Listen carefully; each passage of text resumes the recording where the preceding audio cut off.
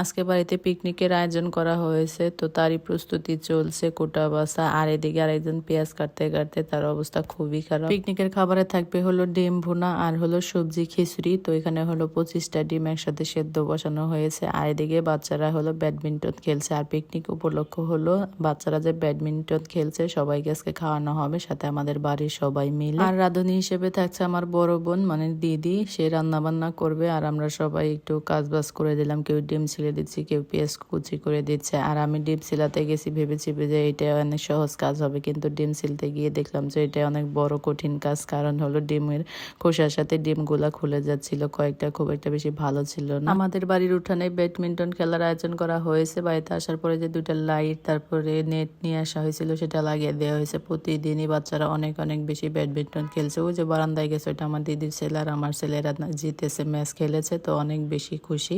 তো অনেক পাড়ার বাচ্চারা এসে খেলে, তো ভাবলাম যে আজকে একটা পিকনিকের আয়োজন করা যাক, সবাই মিলে খাওয়া দাওয়া হবে।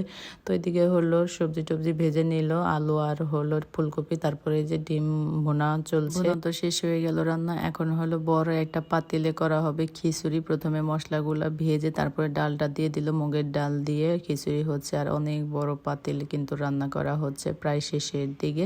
আর এদিকে এদের ম্যাচ খেলা শেষ, এরা বসে আছে খাওয়ার জন্য, মানে রান্নাটা একটু দেরি হয়ে গেছিল, আর ওদিক দিয়ে ওদের খেলা শেষ হয়ে গেছিল। এই যে খিচুড়িটাও নামানো হয়ে গেল, এখন ওদের গরম গরম খেতে দিতে হবে। আর শীতের দিনে এরকম পিকনিক হলে কিন্তু বেশ ভালোই লাগে, গরম গরম খিচুড়ি ডিম ভুনা। অনেক মজা করেছে সবাই মিলে, অনেক মজা করে খেয়েছে। তো অনেকটা রাত হয়ে গেছিল গ্রামে, কিন্তু শীতের রাত 10টা 11টা অনেক বেশি।